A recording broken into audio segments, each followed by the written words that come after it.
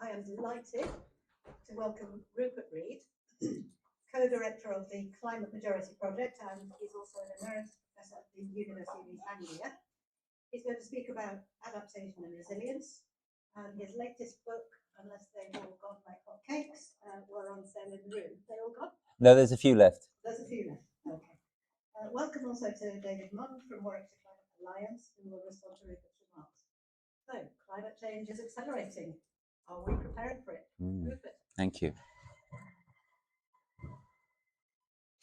Thanks so much for having me here. It's obviously a very serious and, in its way, quite well-resourced event, so congratulations.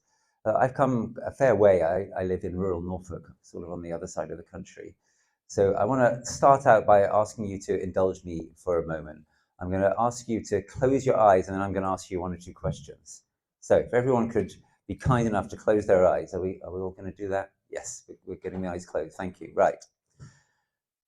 Now I want you to put your hand up and keep it up if you are someone who is very concerned about the state that we're in vis-a-vis climate breakdown. Okay, now keep your eyes closed and keep your hands up. Now I want you to keep your hand up if you sometimes feel alone in that very grave concern. Okay, now I want you to open your eyes and notice there's still quite a lot of hands up. I can tell you that nearly everybody's hand was up for the first question and quite a lot of people's hands stayed up. What's my point there? So the point is that quite a lot of you feel very alone in your grave concern, but you're not, right? Because quite a lot of you put your hands up. And this is a common situation that a lot of us find ourselves in. And this is really why the Climate Majority Project exists, because there is a climate majority. A lot of the people in this room are probably people who are unusually concerned, but there are many, many people out there, the majority of people, who are also concerned. And they probably feel quite a lot more alone, many of them, than you do, right? Because you get to have the experience of being at an event like this together, and they don't. So what that leads us to think is there's something that can happen here, something positive, something that's possible. We talk about mobilizing the silent majority, and that's the name of our latest report. You can download all of our reports for free on our website, climatemajorityproject.com. And this one on mobilizing silent majorities is actually going a bit viral. Reports from organizations like ours are not like racy bestsellers like The Rivals or whatever, right? They don't fly off the shelves. But this has been downloaded in the last few weeks more than 10,000 times. That's encouraged us. It makes us think that we've struck a little bit of a positive nerve here. There's a lot of people out there who feel quite alone, and when they realize they're not so alone, then they feel somewhat empowered, and then you get the possibility of a virtuous circle beginning. And that's what we exist to try to co-create. And at the heart of that virtuous circle is the concept of adaptation, or more specifically of what we call strategic adaptation, and the building of emergency resilience. And that's now very much what we need to do. So on the left there, you've got a little graphic that we have showing, trying to represent visually this question of climate adaptation and the kinds of responses we should be having to it. And you'll see there is a QR code. If you wish to, you can download from that the link to this report, Strategic Adaptation for Emergency Resilience, Making Climate Adaptation Mainstream. And this is at the heart of what we're trying to do now in the Climate Majority Project. And it's already clear to me from the short time I spent here that it's a central interest of many of you as well. And it's a coming thing, it's a growing thing. And let me be very clear, what's going to happen in the remainder of this session is that I'm going to give a fairly short talk, expanding on what I've already started talking about. David is going to give an even shorter response. And then there'll be lots of time for Q&A and discussion, because I really want to be here and present as a resource for you to deal with what's coming up for you in your work in the Stratford area, et cetera, on these absolutely vital matters. But let me be very clear that the primary focus of my remarks here, we can talk about other things as well, but the primary focus of my remarks is very much strategic adaptation for emergency resilience, which you will see neatly, if you think it's a bit of a mouthful, neatly, there's a little acronym there, and people get that, right? People who are not into long words understand the fundamental idea of we are now increasingly unsafe in relation to this stuff. It's impossible now for us to become safe, but it is possible for us to become safer than we are. And that's what we need to do. And that is a crucial way of getting into this virtuous circle where we're starting to understand that we're not alone, that there are things that we can meaningfully do, that we can process the difficult truth together, that we can get somewhere on all of this. But again, let me be very clear that my primary focus here this afternoon, insofar as I'm talking about this, is not to talk about, say, carbon reduction. It's very, very important, and it's of course relevant, and we try to make sure there's as much of an overlap as possible. That's what strategic adaptation is. You don't want to keep on making the underlying trouble worse and worse in the adaptation work that you do. That would be absurd. But it is too late now for us to have as our primary, let alone exclusive focus, so-called mitigation, so-called reduction of carbon emissions. We are in what Churchill would have called the age of consequences vis-a-vis climate. We are in the trouble. We are deep in the danger zone, and we are sadly going a lot deeper. Many of you will be aware that we are now in the onset period of an El Nino global climate event. If you haven't looked into it more, you might not be aware that the likelihood is that it will be the worst one there has ever been. I mean, ever. So worse than the ones that caused millions of deaths in the 19th century, worse than the nasty ones we had a few years ago also. It looks like it could be off the charts bad. And this is on top of the already existing climate breakdown. It's on top also, of course, of the Straits of Hormuz situation, which is going to, even if a peace deal is agreed today, which I don't think will happen, but even if a peace deal is agreed today, that situation will take months, perhaps years to unwind. The amount of disruption to the world's fertilizer networks, for example, is already put in train a lot of difficult consequences. And you can't go back in time. If you get ships now coming through the Straits of Hormuz, you can't go back in time and put fertilizer on the ground that farmers needed to put on the ground 2 months ago. It's not how these things work. The situation that we're in geopolitically as well as climatically is, well, in some ways as bad as it has ever been, and it's about to become worse. So obviously these are facts. They're facts which most people haven't yet understood the implications of. Central among the implications is that we have to do this kind of thing. We have to take absolutely seriously building what emergency resilience we can, trying to adapt to the damage that is here and the significantly worse damage that is coming, all the while hopefully not making the underlying tragedy worse still. Okay, so what are one or two of the ways in which we need to do that? Well, they're quite diverse, and one of the things which I find very exciting about this idea and about this sort of emerging campaign and movement is basically it's something which is possible for everybody to find a part in and play a part in. And that again is how what we're concerned about here is enabling the climate majority to come to know itself and understand itself and start to rise up to its full power. Because everybody can get involved to some degree or another in activities such as local food growing. Even people who don't have a garden, you can grow things on your window ledge. You can get involved in community food growing schemes, community supported agriculture. You can set up a scheme like that. You can seek to get an allotment, etc., etc.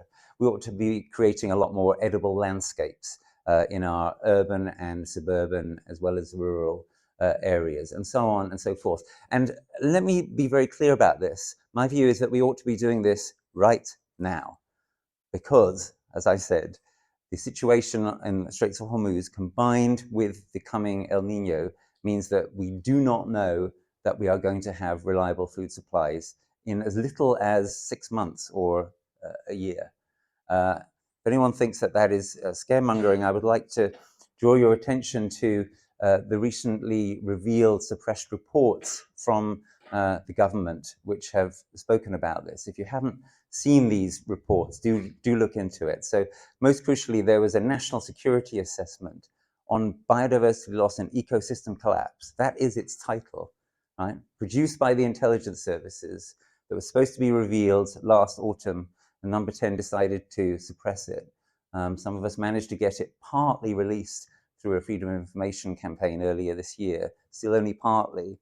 I drew attention to the fact that it was only partly released. We got then information, most notably from ITV, a wonderful report on ITV, which, Julie, can we send around an email after this to participants and registrants? Yeah, so maybe we can include this ITV report in that for those of you who haven't seen it. It's much shorter, by the way, than the National Emergency Briefing, which is obviously a very, very useful film, which many of you will be familiar with, and you'll be going to see many of you next month. This ITV explainer is just 9 minutes. It tells you what is in the full unexpurgated version of this intelligence services national security assessment on biodiversity loss and ecosystem collapse. And what it turns out, the spooks in this country, not our most natural allies, not easily dismissed as kind of hippies or overly concerned with green things. What it turns out they're most concerned about is food resilience, because this country is unusually vulnerable in that regard. We're unusually dependent upon foreign fertilizer.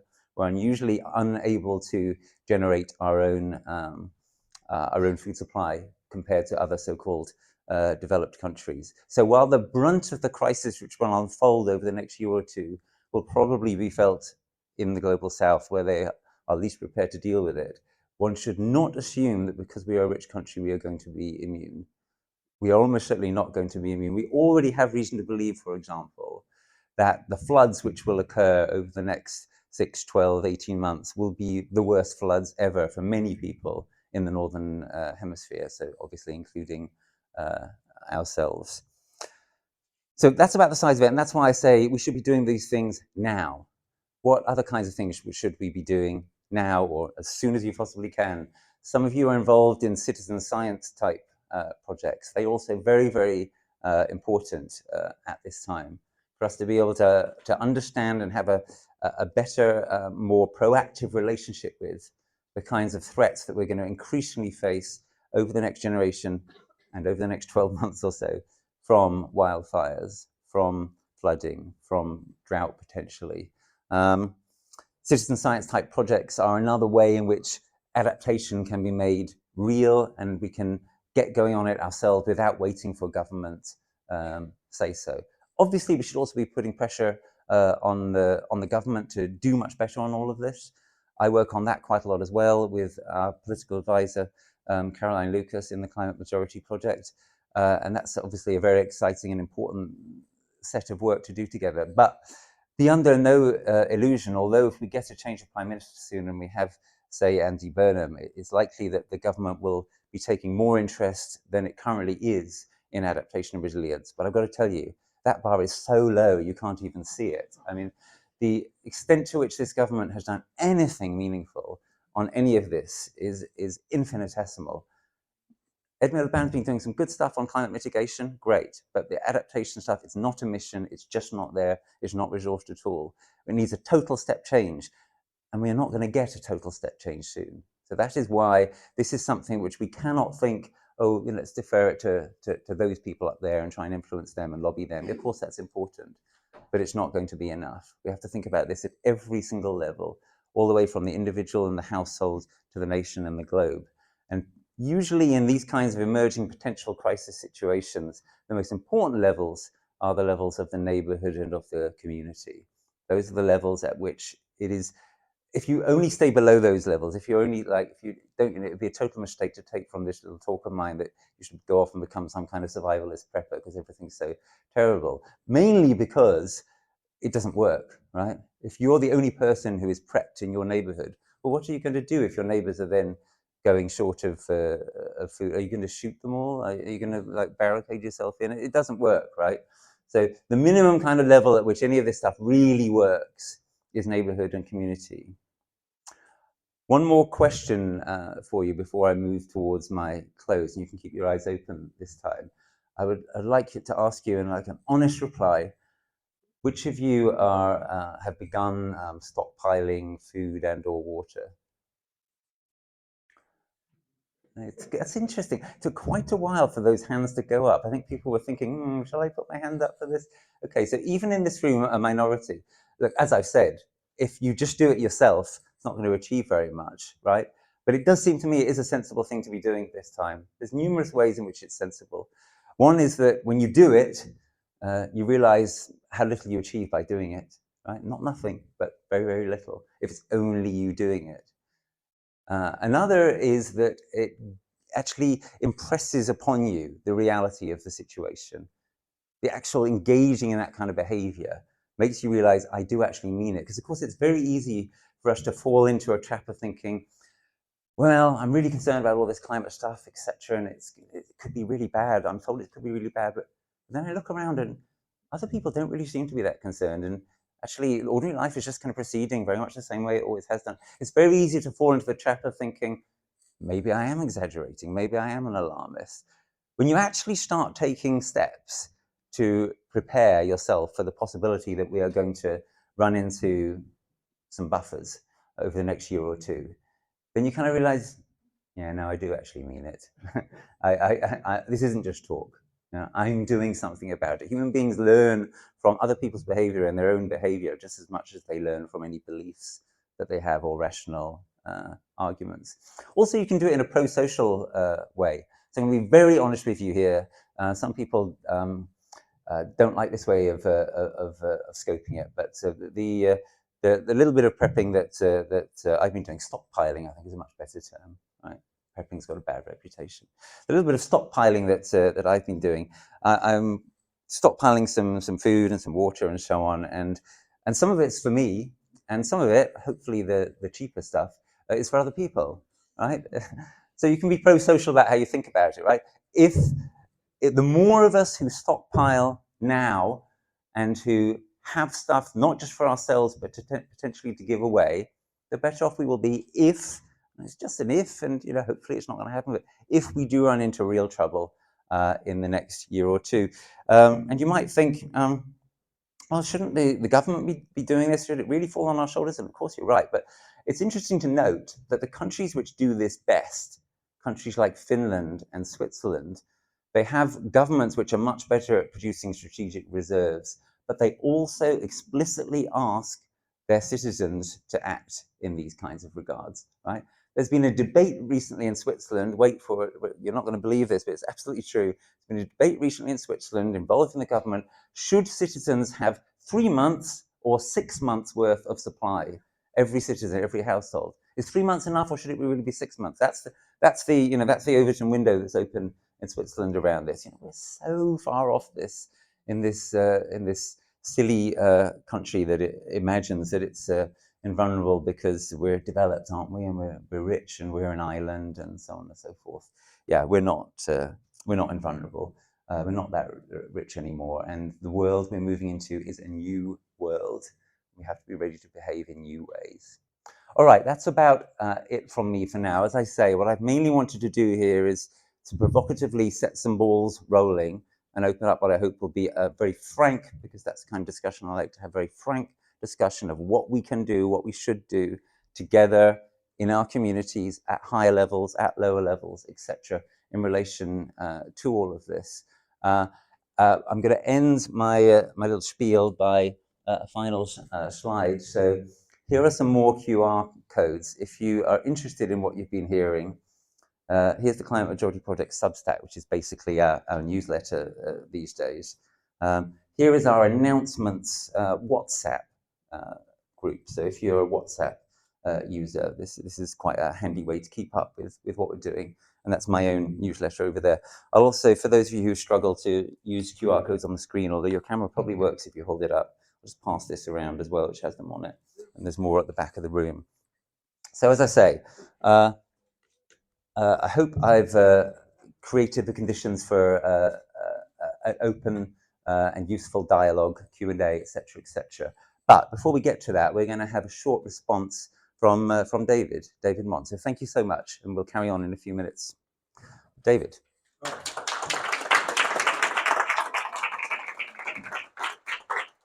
Great. Well, thank you very much. Not quite as apocalyptic as I've been led to believe from Rupert, but it is very worrying. I'm worried about all kinds of things. I'm worried especially about politics. And I know that I think there's a striking fact here. Could I just ask everybody here who's living in council housing to put up their hand? Well, I'm not surprised. There's nobody here who lives in a council house. I expect almost everybody here lives in their own house. I don't know if that's true. No? Probably. I'm not going to go into that, but let me tell you my experience. I mean, obviously, I don't have all that much. I mean, regrettably, I don't meet many plumbers or builders. But I own my own house, and so I've hired a plumber or a builder recently. And if you talk to them about climate change, you hear extraordinary things. You hear either that it's not happening at all, or if you tell them about the floods in Germany that almost washed away my parents-in-law's house, they say, oh, that was a deliberate plan to frighten people by NATO or some. So there's an enormous class gulf between primarily middle class awareness of climate change and working class, I don't know what, denial. I'm very worried by that. I'm very worried by the fact that in Nuneaton, where we've recently been trying to do a bit of work, and in the whole of North Warwickshire, which is very poor in comparison to South Warwickshire, the lack of interest or the lack of belief in climate change is astonishing. And that worries me greatly. So that's one thing I wanted to say. I've noted down a couple of points that when I was given this brief to respond to Rupert, which I didn't quite know what was going to be involved. I noted down a couple of points. One is that mitigation is not the enemy of adaptation. And I think one of the differences is that adaptation is something that you can do for yourself. And in some ways, it's rather exciting possibility because you're suddenly back in control of all kinds of things that up to now big corporations have taken away from you. You're going to have to start repairing your own roof, perhaps. That's an exciting opportunity for some and a scary obligation for others. But those of us who are able to do anything about it should definitely practice our skills, get our tool sets ready, sharpen our planes and our chisels, make sure we've got a saw, make sure we've got a bit of wood in the garden shed. I mean, these are all very simple things that we can do, but we can help our neighbours as well as ourselves. I think that inequality is a tremendous impediment to climate action. One of the ways in which you can become aware of inequality, I think, is by contributing to a local food bank. The food bank will let you know how many people are really up against it by increasing its demands on you.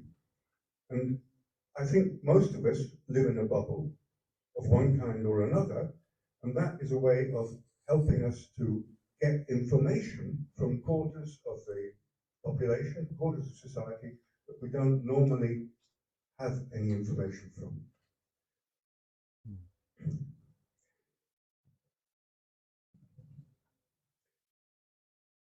What about talking to your neighbours? I find that a very difficult possibility, because I know that if I go and talk to my neighbours and say, there's a climate emergency, they're just going to, oh, that's that David again, he's always such an alarmist. But I think it's very important that we should talk to our neighbours and we should be ready. I mean, this is one of the things that we need to do, to be resilient. We need to be working in concert with other people. And as Rupert says, neighbourhoods, communities are going to be the focus of this. We need to do that. So it occurs to me that what we could do, if you want to broach the subject with your neighbours, wait until something truly awful happens somewhere. And then that's the moment to go and say, look, what happens? What do we do if that happens here? When those floods took place in Valencia, in Spain, that's the moment to go and say to your neighbours, what do we do if something like that happens here? I think we need to break through this feeling that we're a vanguard who are slightly embarrassed by our awareness. We need to be more down to earth and get through to our neighbours, get through to ordinary people in a way that I fear we're not doing very much yet. Okay, I think I've probably said enough. Let me pass you back to Rupert, and I hope that you all ask lots of challenging questions. Thanks a lot, David.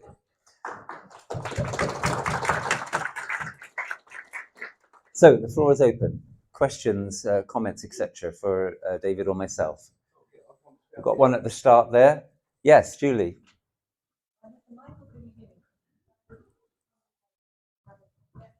don't you sit down? Okay, so I'll I'm stand up. going to slightly reframe strategic adaptation and call it things that make life worth living. And we've heard mention of two things that could potentially do that today. One is the whole local food nexus. The other one I really want to mention is 20-minute towns. I mentioned wanting to get out of my car in my opening remarks. And one of the things that might prevail against your idea, which is really great, is that the way houses are built now prevails against communities. And I know this from walking around houses distributing leaflets. Sometimes I want to cry because it's house after house after house after house, and there's absolutely no hub, no life house, a bit like the book that David was talking about in one of our book talks. So how are we going to get a change made to the development system so that the natural thing that comes out of that is communities that are more likely to come together? Yeah, great question. Totally agree. And of course, there's answers like co-housing, for example, which I'm sure will be a bigger wave of the future. But let me go to where you started your question, Julie. So what you're referring to is what I call the beautiful coincidence. And the beautiful coincidence is that, by and large, the very things that we need to do in order to strategically and transformatively adapt are the same as the very things we need to do in order to mitigate, and the same as the things we need to do in order to uphold nature, and the same as the things we need to do in order to improve our lives.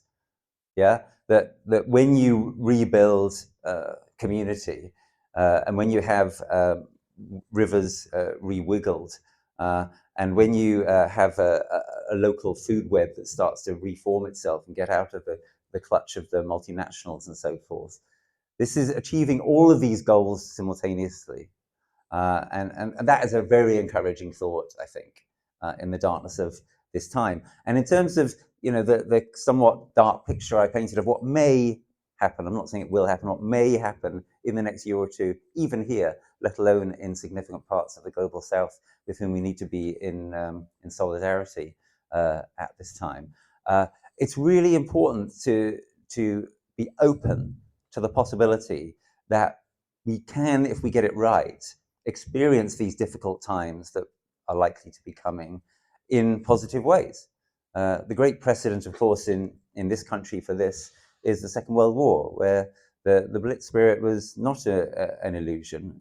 It was a real phenomenon, and people in the Second World War really did become physically healthier and mentally healthier, even under the barrage of bombs, and sometimes especially under the barrage of bombs. And how is that? Well, because they had purpose, because they knew what they were about, because they were depending upon each other, because something was being built, which of course led to great political achievements as well after the Second World War. We've had a smaller example of that in the living memory of all of us in this room, which is the COVID pandemic, of course, which in the early stages, not so much later for various reasons we could discuss, but in the early stages, led to a multitude of win-wins, of people reacquainting themselves with nature, coming to appreciate the value of exercise more.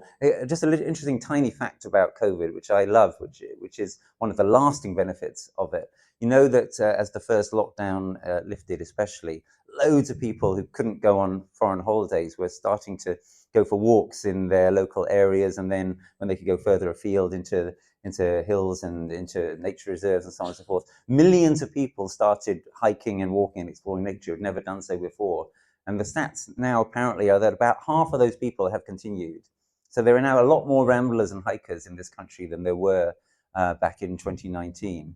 Then you had the NHS clap, you had mutual aid, you had the extraordinary phenomenon of social distancing, which I made the argument was misnamed because it was pro-social distancing. It wasn't anti-social, it was pro-social distancing. It was physical distancing where people were doing it to protect each other. There's so many good things going on there that the advantage from those was not maintained, sadly, in many cases. But it shows what's possible. And what is possible as we go into more difficult times, which are virtually certainly coming and maybe literally about to begin, what is possible is something similar to that can last a long time if we're ready for it and if we're ready to try to build it and to make it more of a reality. That this beautiful coincidence could be realized at scale and over time, and people could re-find the community for which they hunger and the meaning for which they hunger, which are so absent from our lives in this supposedly developed and well-organized country where mental health has been declining and declining for decades now, which is scandalous, really, when you think about it for even half a second. So yeah, thanks for that, and I'm totally with you, Julie. More questions or points? Yes, sir.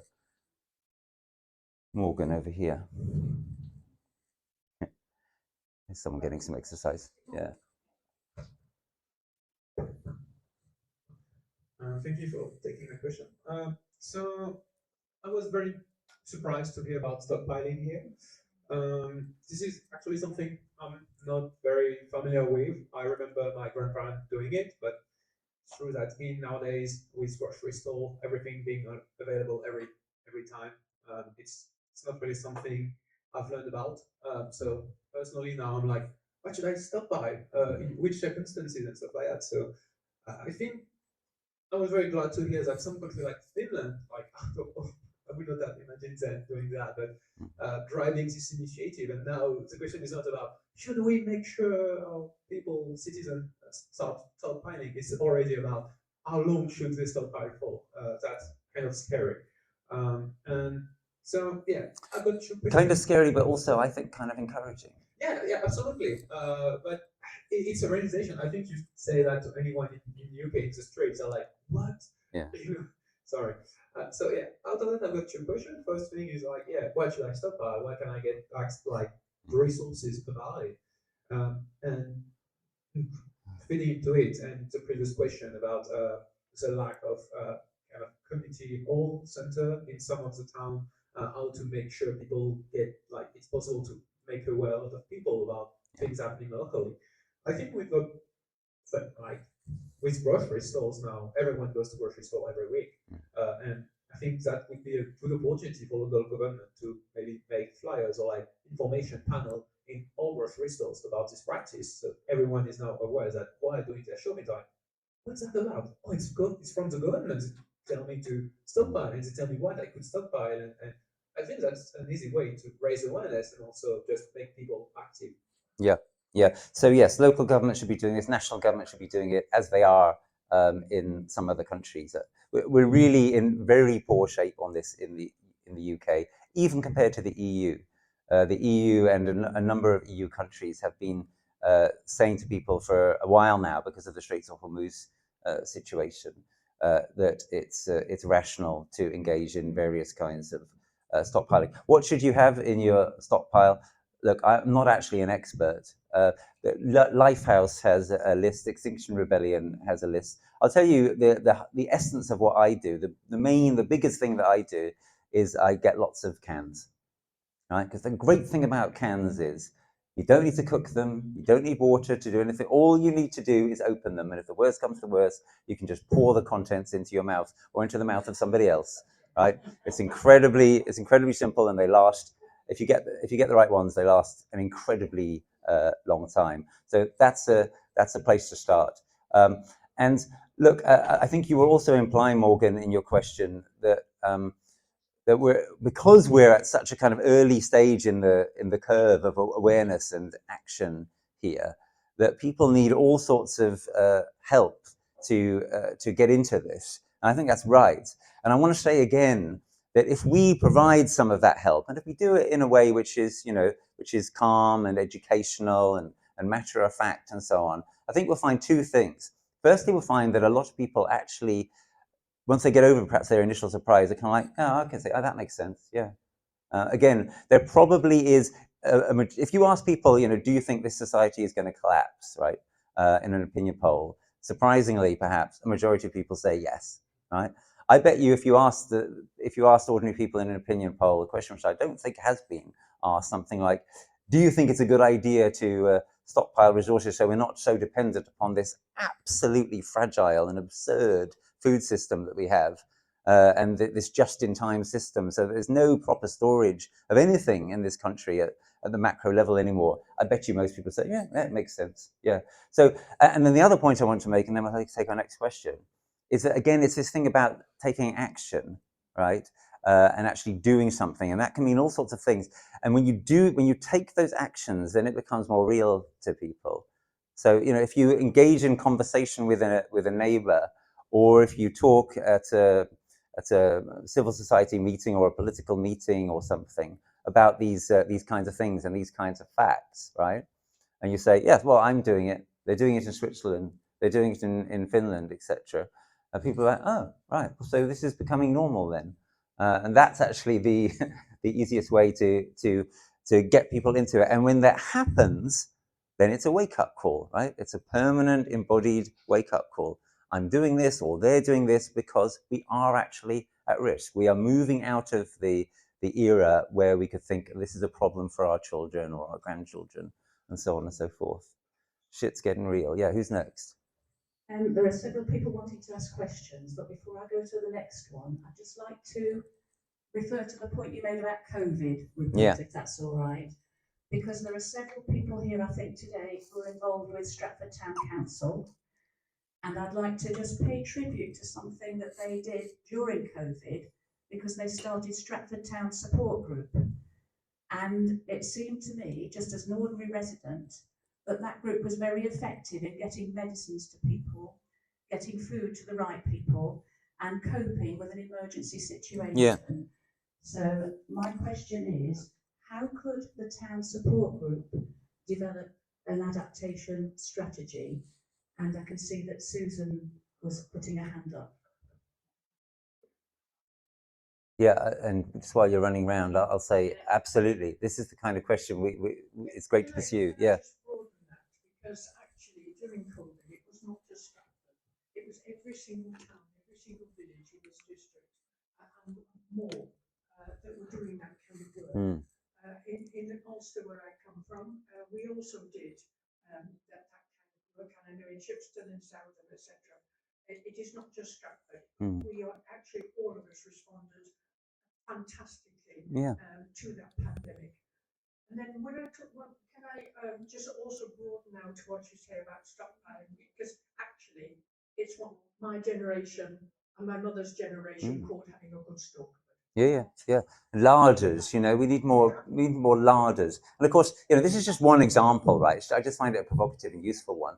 Going back to the other point that I was making earlier, we need to get a lot more food growing being undertaken by a lot more people, right? And to be having it be done in ways which are nature friendly and can be sustained and have relatively low input, right? Why are we in so much trouble because of the Straits of Hormuz crisis? Because we're dependent upon these absurd carbon heavy fertilizers being shipped all over the world, and phosphorus and stuff like that being mined to grow our food with.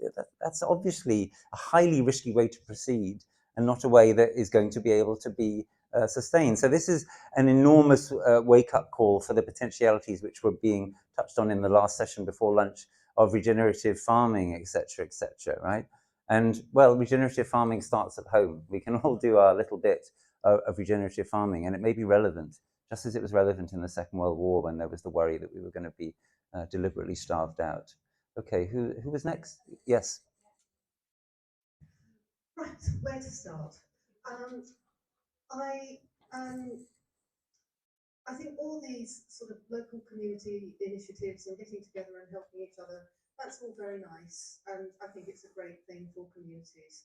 However, I think there are lots of problems with this. A lot of people cannot afford to stockpile. A lot of people, how big does your house or your castle need to be in order to stockpile all this food? What I feel we need, you have referred several times to the Second World War and to the COVID crisis. And what is very, very clear is that if a government has the will, they will lead things and, encourage people to do things by giving them information, by giving them support. And what I feel is really, really needed here is far more emphasis on mitigation. And we need to be really talking to the people that we elect at all levels, getting them to, have the courage to enact climate mitigation policies, to change from oil and gas and all these things that are driving the climate crisis. I think that is the biggest thing that we can do. As Frederica Otto famously said, we have all the resources and the technology. What we lack is the will. And I feel that, even if people stockpile, in actual fact, I think that is going to make people less safe and less secure, because there will inevitably be people who want to rob other people. And so I feel that what is really important, the emphasis on this should not be placed on individuals to try and solve together, but be passed right back up to the people who make decisions, and things like taxing the billionaires and, reinvesting in, clean energies and promoting plant-based foods, Sure. which would then Yeah. reallocate land. Anyway, Yeah, thank you. Yes. So, look, I'm sure that.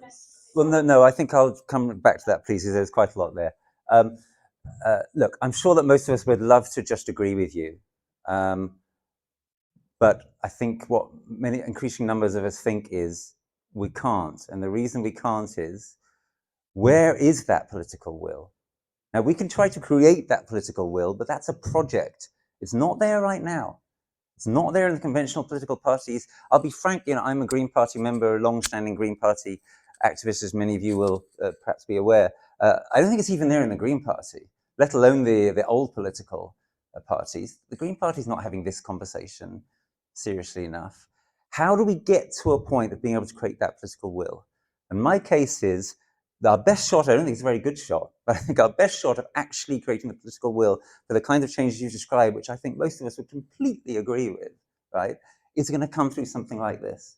If we actually start to take adaptation and resilience building seriously in a way that we totally do not at the moment, then two things will happen. Firstly, as I've been saying, we will be demonstrating to ourselves and to others that we actually believe that we are in crisis, that this thing which we've called for years now an emergency, that it actually is an emergency, because no one's acting like it is at the moment. And the second thing is, we will be giving ourselves an experience of collective agency and collective efficacy. And that's what is so missing at the moment. People don't believe they can actually make the changes you're describing, which, I would love to see those changes brought in. And as long as people don't feel like they have that power, then they don't have that power, right? People have to have the feeling that they can actually make change.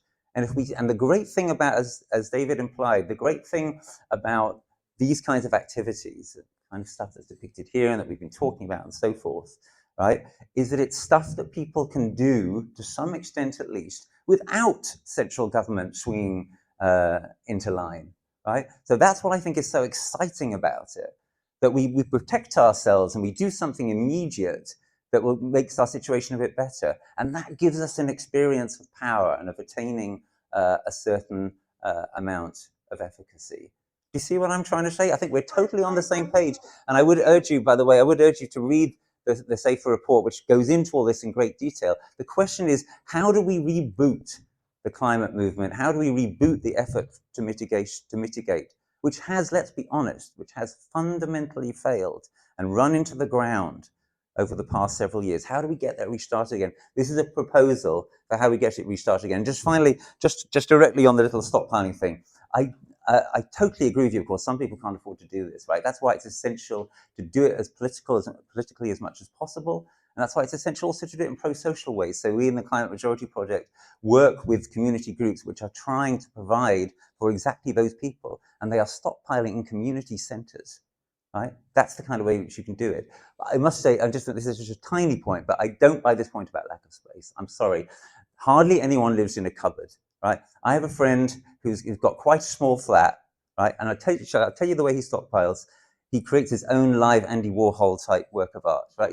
He's literally got a wall full of baked beans. He just piles them up, right?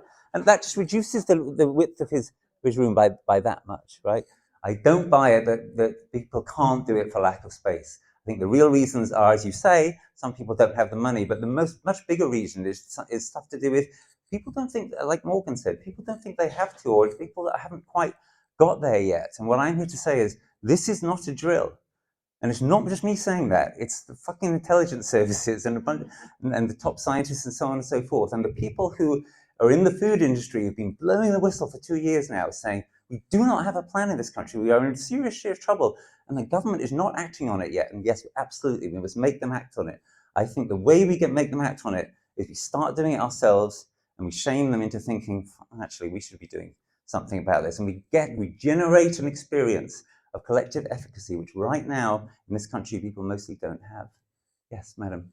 Yeah, I was just going to follow up with what Mary was saying about, I mean, yes, it's an interesting presentation, and clearly I think it's very much underpinned by the precautionary principles. Yes. And obviously anticipation of risks. Exactly, yes, thank you.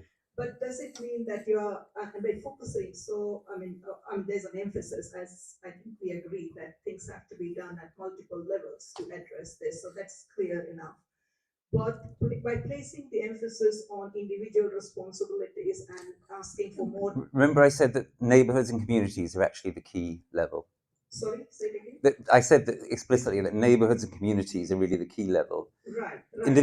Part of the point for taking individual action is precisely so you realise you can't accomplish much if you're just an individual.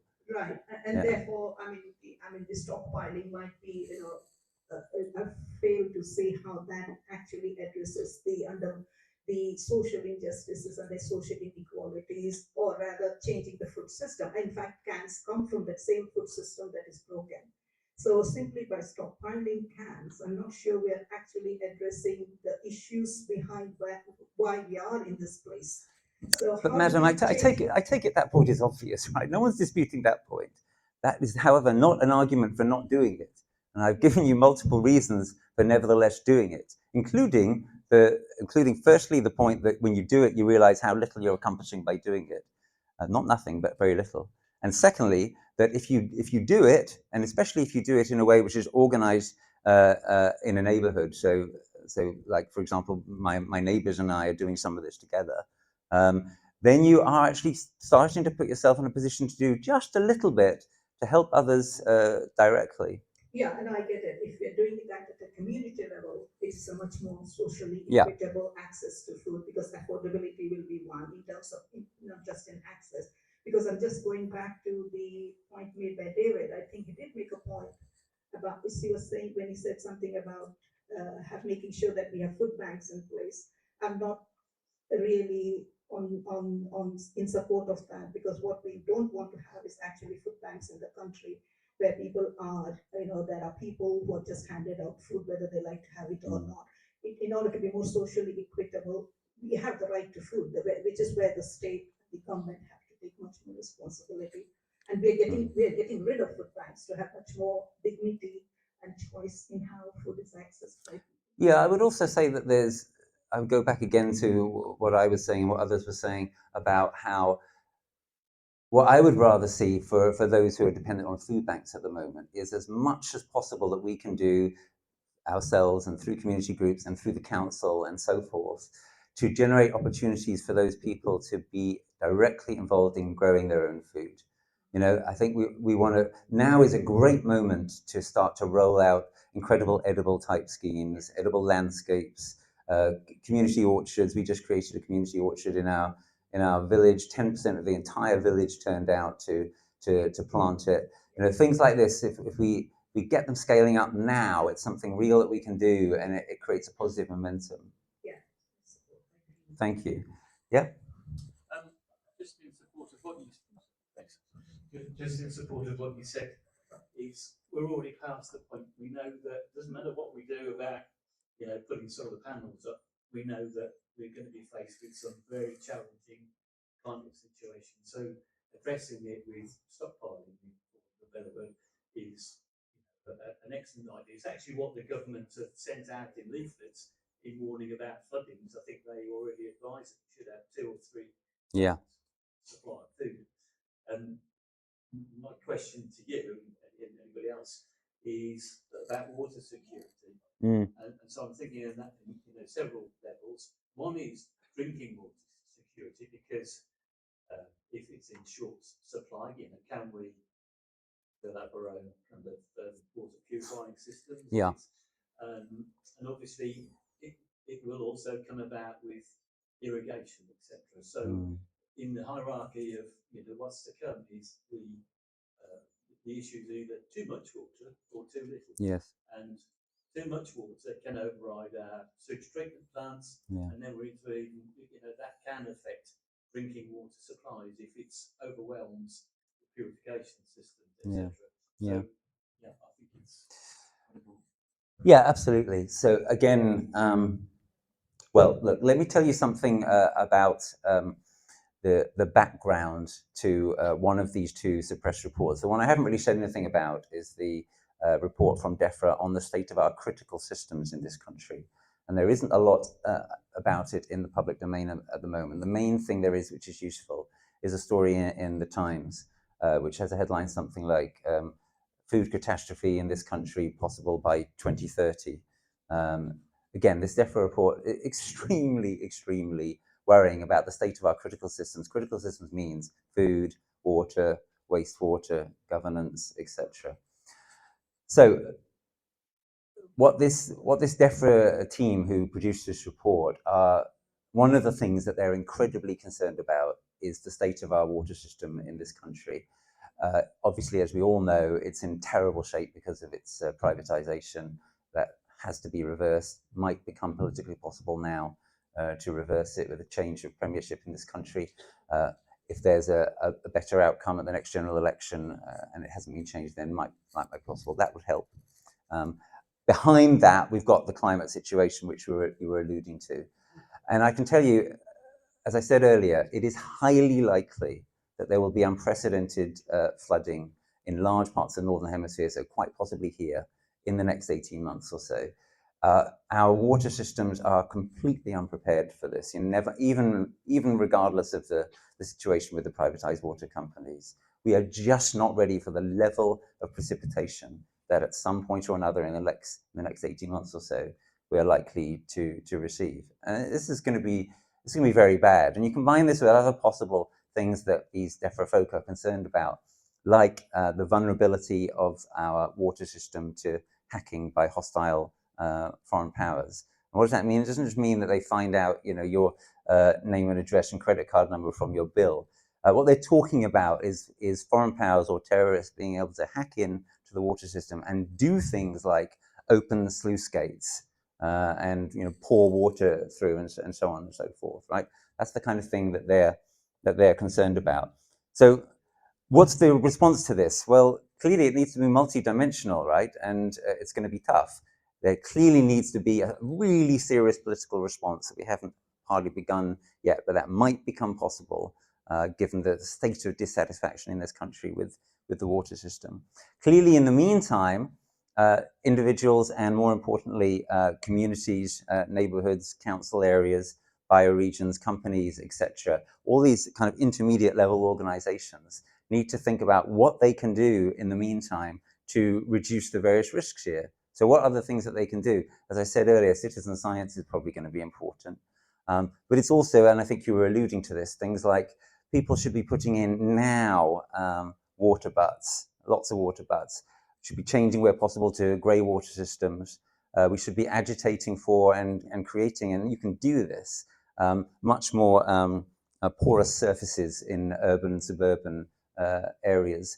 Sponge cities, they're calling it now. right? Cities that kind of absorb the water rather than it all running off. This connects with what I was getting at earlier in terms of nature-based adaptation, ecosystem-based adaptation is often the most sustainable, the most transformative, the most strategic form of adaptation. We need to re-wiggle rivers, we need to recreate wetlands, we need to recreate peatlands, we need to change upland land management. None of that kind of stuff can happen overnight, but a lot of it can happen actually quite quickly.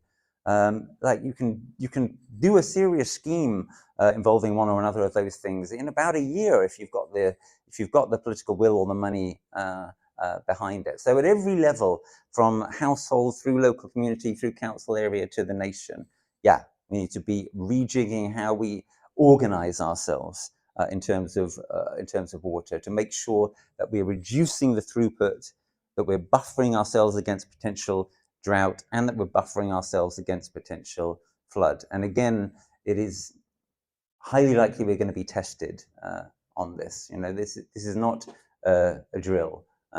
This is very much for real now. It's potentially a preparation for even more severe stuff to come in years to come. Potentiality of full-scale societal collapse. It could be a preparation for that.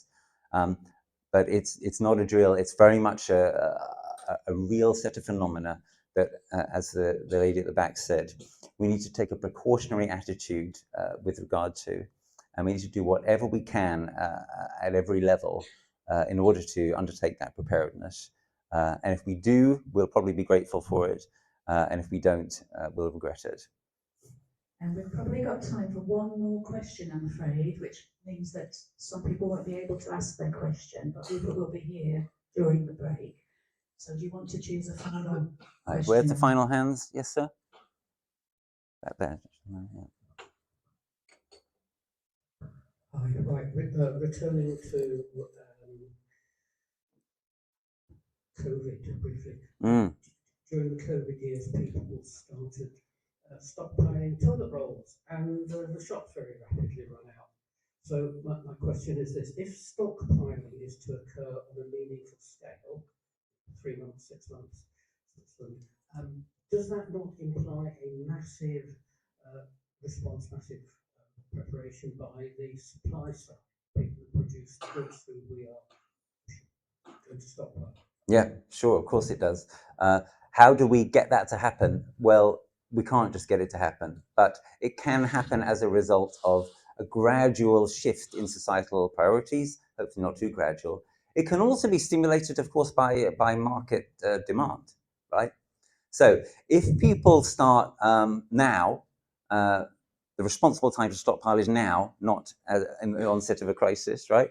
If people start stockpiling now and spend less on, say, air flights and fancy cars and stuff like that, that will send a powerful market signal to various kinds of companies and so on and so forth to change the kind of thing that they produce. So that is part of what we can do in a quite practical way, even within the constraints of this absurd market economy that we belong to. Markets aren't all bad if they translate that kind of information into change practices. And the last thing I'd like to say is I'm glad we're ending referencing again what happened in COVID. I agree so strongly with what the lady behind you said. It was a time when a number of more or less interconnected, very inspiring things were done by very large numbers of people in this country. It was quite a recent reminder of some of the things that are possible given a certain amount of leadership, but also going beyond that leadership. You know, people moved ahead of our government in this country to begin pro-social distancing in many cases, for example. And what we want to do is have a situation where there's as little as possible of the kind of tearing around the supermarket, grabbing everything off the shelves at the last moment, and as much as possible of all sorts of kinds of preparedness. And that's what I've been trying to talk about in this talk. And that's a lot of what this stuff is about. And what I hope I may have helped achieve with your help here this afternoon is giving you the sense that in a number of different ways, the people in this room are in a good position to begin or continue that kind of preparedness journey for themselves and their families, more importantly for their neighborhoods, communities, the groups that they're involved with, etc. Ultimately for the level of national government and of politics, and of the way that if, and I really believe this, if we go down these kinds of paths, if we engage now in readiness, in preparedness, in strategic adaptation for emergency resilience, if we actually start trying to get serious about making ourselves safer, well, it really could be the making of us in a number of ways. It really could return us to values and practices that we've lost much too much sight of, and that we're going to need again. And the exciting thing about that is that people want it. People are hungry for community. They're hungry for a purpose. They're hungry for a sense of what their part is to play in something which is bigger than them. And boy, this is definitely bigger than any one of us individually. Thank you so much for this fascinating discussion. Thank you.